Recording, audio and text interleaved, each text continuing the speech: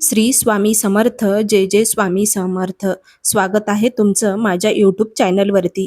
तुमच्या मनातल्या सर्व इच्छा मनोकामना स्वामी महाराजांच्या आशीर्वादाने खरंच पूर्ण व्हावी अशी मी स्वामी महाराजांच्या चरणी प्रार्थना करते. आणि व्हिडिओला सुरुवात करूया.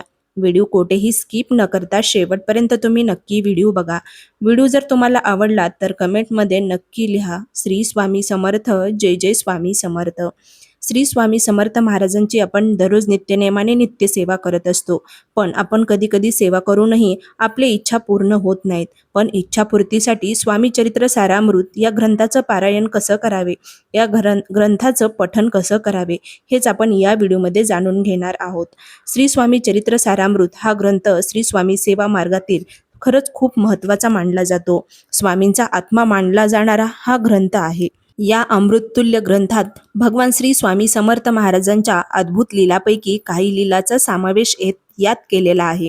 या ग्रंथाचे 108 पारायण केल्यास मनातल्या सर्व इच्छा मनोकामना पूर्ण होऊन महाराजांची कृपा आशीर्वाद आपल्याला प्राप्त होतो. या ग्रंथाचे एकूण 21 अध्याय आहेत. प्रत्येक सेवेकराने दररोज नित्य सेवा या ग्रंथाची क्रमानुसार करावी. 3 अध्याय किंवा 1 अध्याय तरी रोज दिवसातून कधीही तुम्ही वाचला पाहिजे, पठण केला पाहिजे. स्वामी चरित्र सारामृत या ग्रंथात 1 ते 21 अध्याय आहेत. दररोज नित्य सेवेमध्ये 1, 2, 3 असे 3 अध्यायाचे पठण करायचे आहे. पहिला अध्याय हा पूर्वी कुकर्म नष्ट होण्यासाठी आपल्यासाठी आहे. दुसरा अध्याय वर्तमान काळामध्ये सद्बुद्धी व आपल्याला चांगलं कर्म घडवण्यासाठी आहे. तिसरा अध्याय भविष्य उज्ज्वल होण्यासाठी आहे. म्हणून 3 अध्यायाचे नित्यनेमाने दररोज पठण करावे. तुमच्या मनातल्या इच्छा पूर्ण होण्यासाठी तुम्ही स्वामी चरित्र सारामृत या ग्रंथाचे 108 पारायण नक्की करा. नक्कीच इच्छा पूर्ण होण्यासाठी अतिशय प्रभावी मानली जाणारी ही सेवा आहे.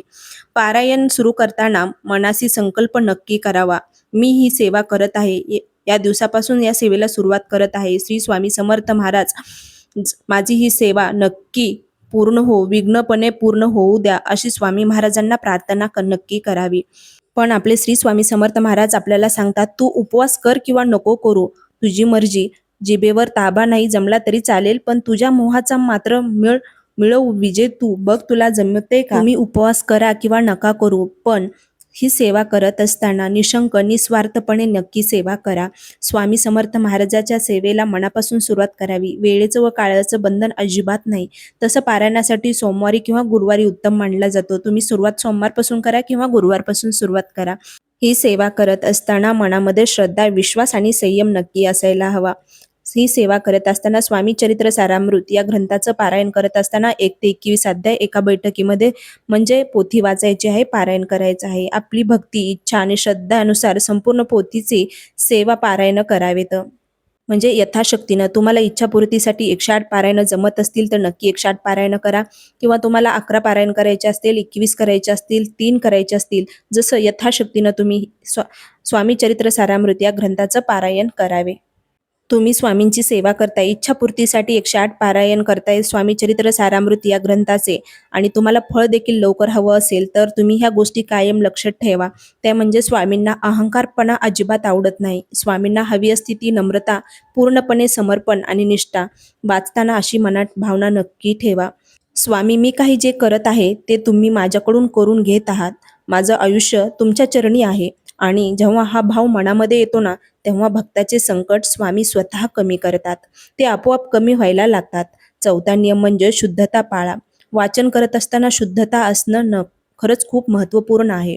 शक्यतो स्नान करून स्वच्छ कपडे घालून स्वामींचा फोटो किंवा मूर्तीसमोर बसून धूप अगरबत्ती लावायची आहेत आणि मगच सेवेला सुरुवात करायची आहे. सेवा करत असताना मन एकदम शांतपणे बसून या ग्रंथाचं म्हणजे पठण करायचं आहे. शांतपणे आसन टाकून आसनावरती बसून मन एकाग्रता करून नक्कीच या ग्रंथाचं पठण करावे. तुम्ही स्वामींची सेवा करताय, पण सेवेसाठी लगेच स्वामींना फळाची अपेक्षा दाखवू नका. मनामध्ये संयम असायला हवा. योग्य इच्छा म्हणजे जे तुमच्या भल्यासाठी आहे तेच ते तुमच्या आयुष्यातली योग्य दिशा देणार आहेत. स्वामी ते नक्की देतात, पण त्यासाठी संयम असायला हवा. काही वेळा आपण हट्ट करतो, पण स्वामी आपल्याला ते देत नाहीत, कारण स्वामी आपल्याला दुखवण्यासाठी नाही तर संकटातून वाचवण्यासाठी थांबवत असतात.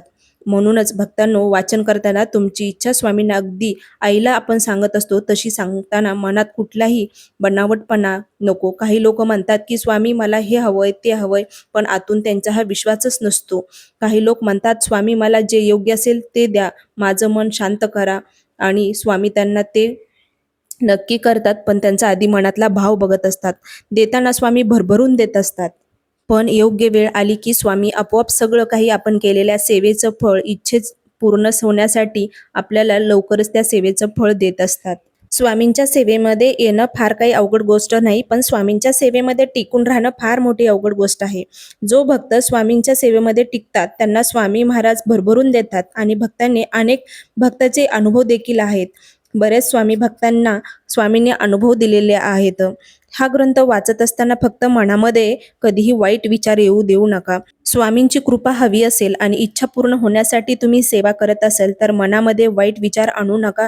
स्वामींवरती विश्वास ठेवा, संयम ठेवा. नक्कीच तुम्हाला इच्छापूर्तीसाठी ही सेवा खूप प्रभावी मानली जाते, आणि तुम्हाला या सेवेचं फळ तर नक्की स्वामी महाराज देणार आहेत. निशंक आणि निस्वार्थपणे सेवा केलेली कधीच वाया जात नाही. स्वामी चरित्र सारामृत या ग्रंथाचं 108 पारायण करत असताना तारक मंत्र, स्वामी समर्थ महाराजांचा जप म्हणजे श्री स्वामी समर्थ या पवित्र मंत्राचा जप नक्की करायचा आहे. 11 वेळेस जप करावा, 11 वेळेस तारक मंत्र म्हणावा, आणि 1 ते 21 अध्यायाचे पठण नक्की करावे दररोज.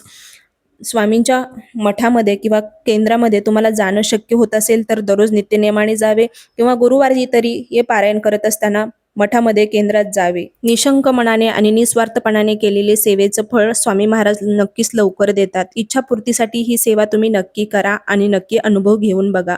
व्हिडिओ तुम्हाला आवडला असेल तर कमेंटमध्ये नक्की लिहा. श्री स्वामी समर्थ. जय जय स्वामी समर्थ.